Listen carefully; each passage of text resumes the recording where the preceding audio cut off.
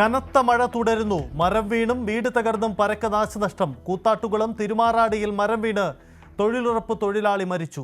വിഴിഞ്ഞം പുല്ലുവിളയിൽ വള്ളം മറിഞ്ഞും മരണം. കോട്ടയത്തിന്റെ പടിഞ്ഞാറൻ പ്രദേശങ്ങൾ വെള്ളക്കെട്ടിൽ. ട്രെയിൻ റോഡ് ഗതാഗതത്തിനും തടസ്സം. തിരുവനന്തപുരം കോഴിക്കോട് ജനശതാബ്ദി 3 മണിക്കൂർ വൈകി ഓടുന്നു. ഇന്ന് ഇടുക്കി, കണ്ണൂർ, കാസർഗോഡ് ജില്ലകളിൽ റെഡ് അലർട്ട്.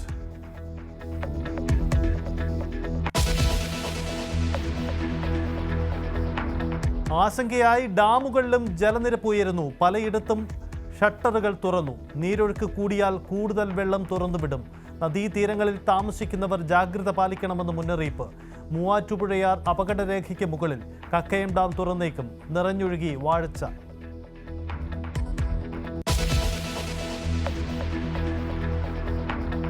അൻവർ UDF ധാരണയ്ക്ക് വീണ്ടും ശ്രമം. നിർണായക പ്രഖ്യാപനം നടത്താനിരുന്ന വാർത്താ സമ്മേളനം മാറ്റിവെച്ചു. ഒരു ദിവസം കൂടി കാത്തിരിക്കാൻ നേതാക്കൾ അഭ്യർത്ഥിച്ചെന്ന് PV അൻവർ. അൻവറിനെ കൂടെ കൂട്ടാൻ മുസ്ലിം ലീഗിന്റെ മധ്യസ്ഥ ശ്രമം. ഇന്നത്തെ UDF യോഗം നിർണായകം.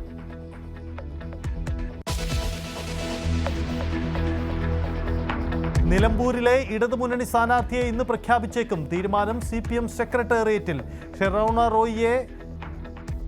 റോയിയോ P ഷബീറോ സ്ഥാനാർത്ഥിയാകും. സ്വതന്ത്രനെങ്കിൽ M തോമസ് മാത്യുവോ ഷിനാസ് ബാബുവോ മത്സരിക്കും. NDA സ്ഥാനാർത്ഥി ഗിരീഷ് മേക്കാടിനെയും ഇന്ന് പ്രഖ്യാപിക്കും.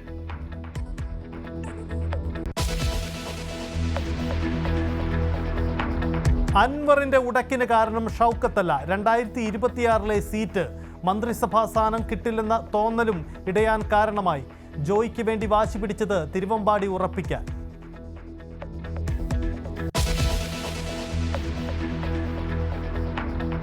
മാനേജരെ മർദ്ദിച്ചെന്ന കേസിൽ DGPക്ക് പരാതി നൽകി ഉണ്ണി മുകുന്ദൻ. പരാതിക്ക് പിന്നിലെ ഗൂഢാലോചന അന്വേഷിക്കണമെന്ന ആവശ്യം. സത്യം പുറത്തുവരുമെന്നും നീതിക്കായുള്ള പോരാട്ടമെന്നും നടൻ.